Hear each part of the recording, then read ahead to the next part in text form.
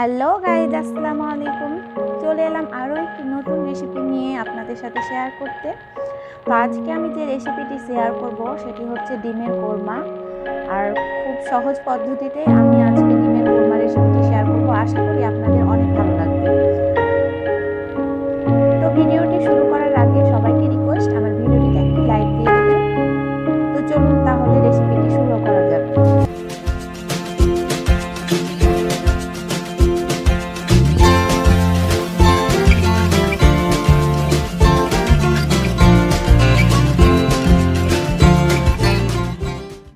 আমি এখানে ডিমের কোরমা রান্না করার জন্য এখানে আমি 6 পিস ডিম নিয়ে নিয়েছি পেঁয়াজ কুচি, আর 7-8টা আমি নিয়ে নিয়েছি মরিচ কুচি, আদা বাটা, রসুন বাটা, লবণ, পেঁয়াজ বাটা, পেঁয়াজ পেরেস্তা, মিল্ক, আর এখানে গুঁড়ো মশলা। আমি হলুদ বাদে সব ধরনের গুঁড়ো মশলা নিয়ে নিয়েছি। এখানে নিয়ে নিয়েছি আমি শুকনো মশলার মধ্যে তেজপাতা, গরম মশলা এবং লং, এলাচ। তো এখন আমি লবণ দিয়ে আর কি ডিমটাকে ভালোভাবে আর কি মিক্স করে নিব, কারণ অনেক সময় লবণ না দিলে ডিম ভাজলে সেখানে কিন্তু ডিমটা অনেক একটা লবণ কম ভাব লাগে, এজন্য। তো আমি এখানে একটা প্যান নিয়ে নিয়েছি। এখন প্যানে আমি সয়াবিন তেল দিয়ে ডিমগুলো ভেজে নিব।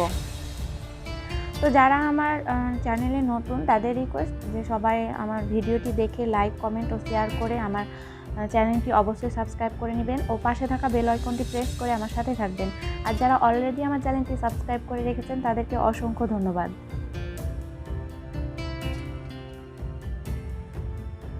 তো এভরিওয়ান, আমার ডিমগুলো ভাজা হয়ে গেছে। এর থেকে আমি বেশি ভাজবো না, এভাবে আর কি উঠিয়ে নিলাম ডিমটা ভেজে।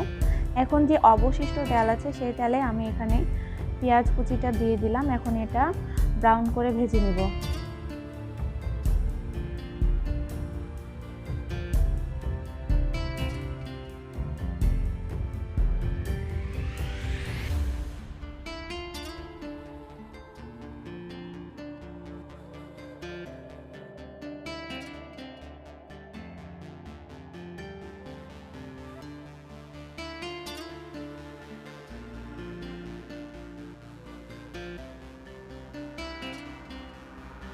এখন আমি এখানে শুকনো তেজপাতা দিয়ে দিলাম 2টা, লং, এলাচ, গরম মশলা সব দিয়ে দিলাম এখানে। এখন এটাকে ভালোভাবে এগুলোর সাথে ভেজে নিব।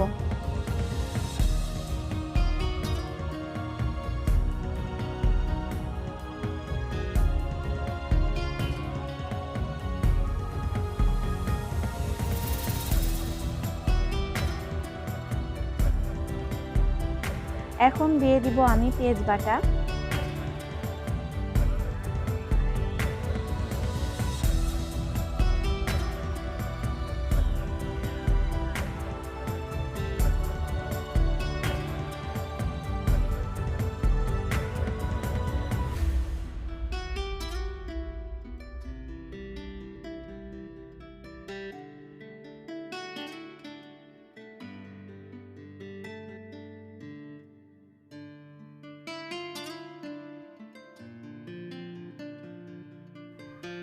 দিয়ে দিব এখন আমি আদা বাটা ও রসুন বাটা।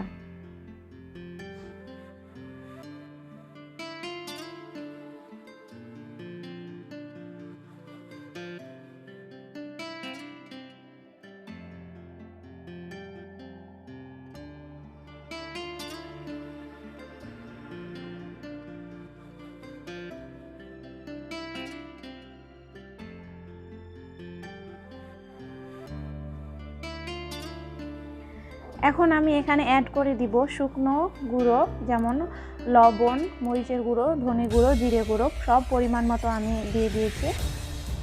আপনারা যার আর কি যে পরিমাণে খান সে পরিমাণে দিয়ে দিতে পারেন।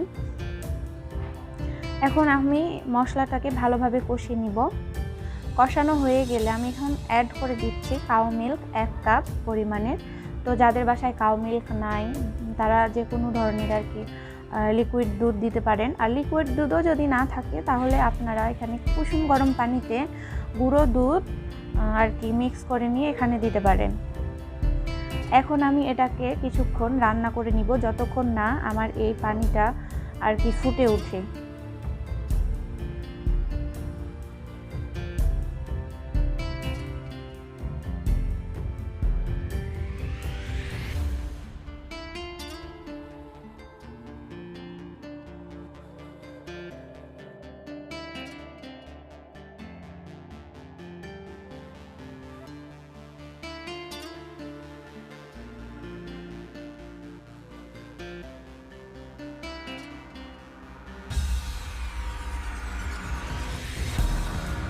তো গাইস দেখতে পাচ্ছেন আপনারা এখানে আমার ঝোলটা আর কি ফুটে উঠেছে।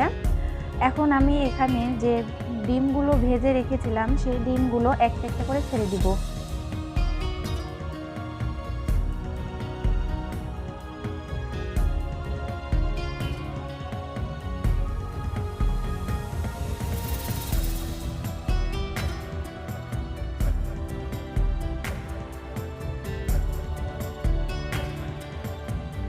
আমি কিন্তু মশলা ভাজার সময় কোনো কাঁচামরিচ দিইনি।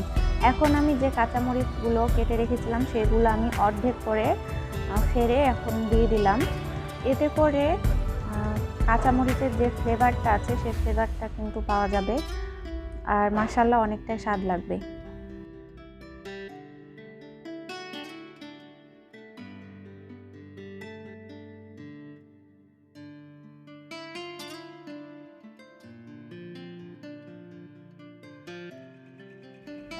এখন আমি অল্প পরিমাণে খুব সামান্য আর কি পেঁয়াজ বেরেস্তাটা ছিটিয়ে দিলাম, আর বাকিটুকু আর কি যখন আমি পরিবেশন করব তখন মানে দিব।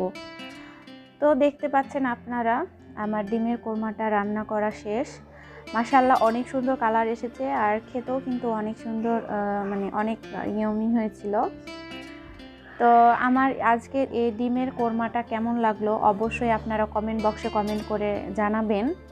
আর যদি আমার ডিমের কোরমা রেসিপিটি আপনাদের কাছে ভালো লেগে থাকে তাহলে অবশ্যই আমার ভিডিওটিতে একটি লাইক দিবেন এবং বেশি বেশি করে কমেন্ট ও শেয়ার করবেন। আর যারা আমার চ্যানেলটি এখনও সাবস্ক্রাইব করেননি দয়া করে আমার চ্যানেলটি সাবস্ক্রাইব করে নেবেন, আর পাশে থাকা বেল আইকনটি অবশ্যই প্রেস করবেন। এতে করে আমি যখনই নতুন কোনো রেসিপি শেয়ার করব আপনাদের কাছে সবার আগে পৌঁছে যাবে আমার ভিডিওটি। তো আজ এই পর্যন্তই। সবাই ভালো থাকবেন, সুস্থ থাকবেন। আল্লাহ হাফেজ। আসসালামু আলাইকুম।